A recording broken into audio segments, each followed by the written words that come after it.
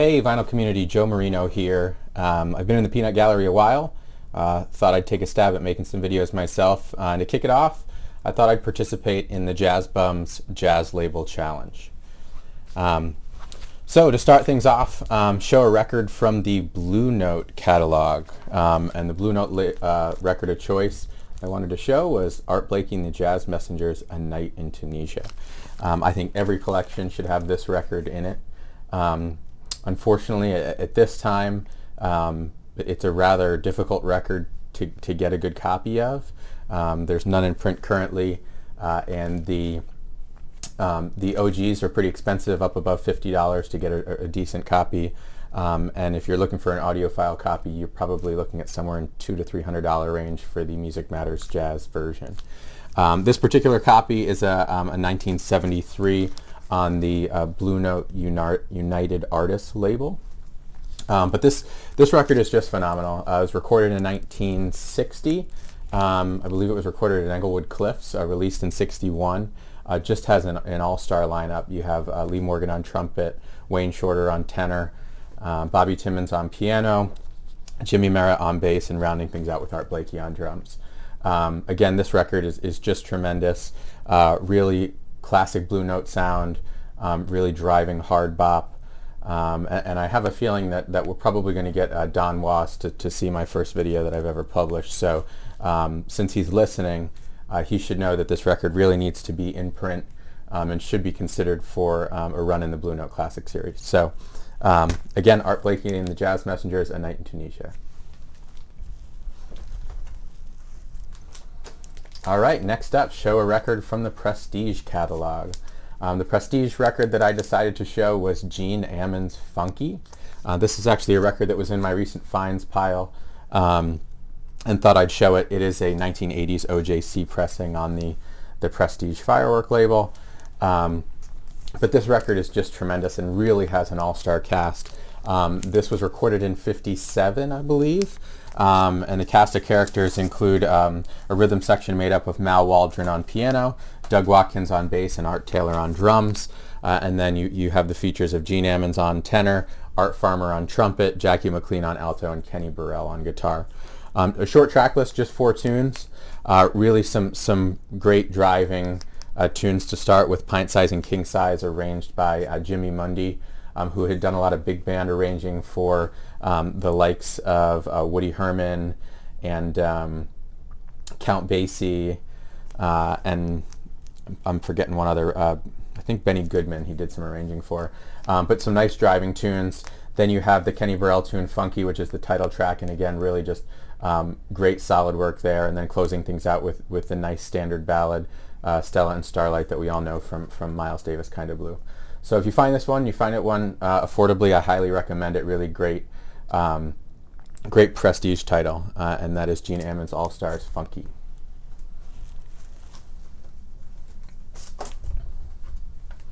All right, so to show an Impulse title. The Impulse title I chose, again, another one that was just in the recent finds pile, but I thought might be an interesting one. Not everyone sees all the time. This is Sonny Stitt and Paul Gonzalez, Salt and Pepper, originally released as Impulse A 52, I believe. This particular reissue is on the Jasmine imprint out of Europe. This is a label in the 80s that licensed a lot of jazz and reissued a lot of great records. This particular record is just outstanding. I absolutely love Sonny Stitt's work, and he does a great job here with him battling Paul Gonzalez on the tenor. They have a really nice kind of subtle rhythm section that does a great job of allowing these two to be featured, and that includes Hank Jones on piano, Milt Hinton on bass, and O.C. Johnson on drums. This was released in 1964, so a little bit later work for Sonny Stitt, but again, really just a great session, and I really enjoyed this one. I picked it up very, very cheap, but if you can find it, again, for a good price, highly recommend adding this one to your collection.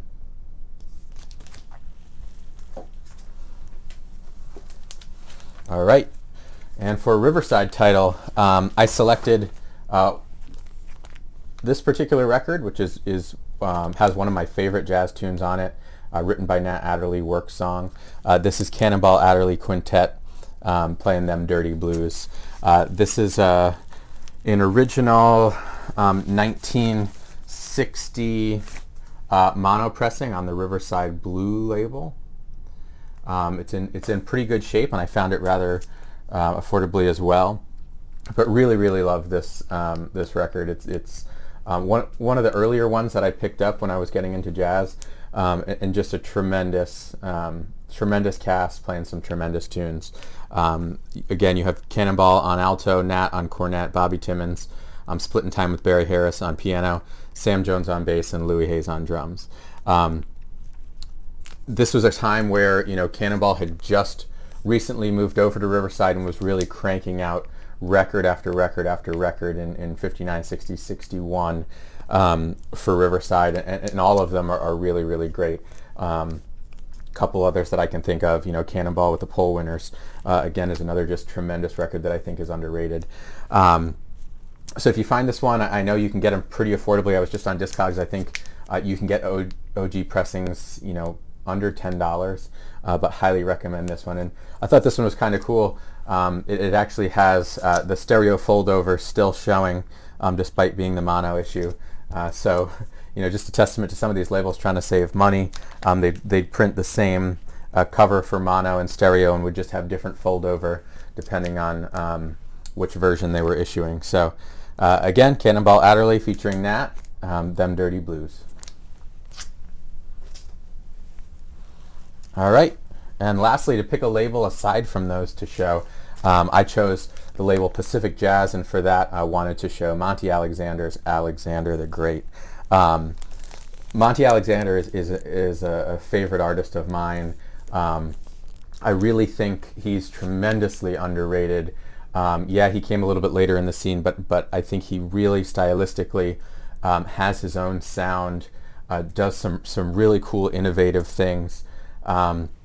This particular record really is his introduction into the jazz world. This was it's on the Blue Pacific Jazz label, and this is an original 1965 pressing.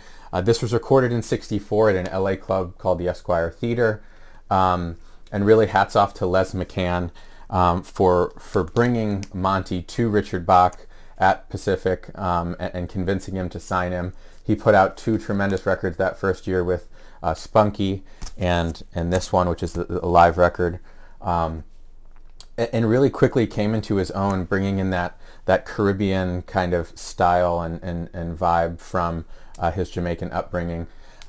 He stayed with Pacific for a while. He also recorded on MPS. I know that Monty at Montreux is a particularly well-regarded record. And also another great one to add to your collection. But I do think that every jazz collection should have some Monty Alexander in it, and this Spunky or Live at Montreux would be a great choice.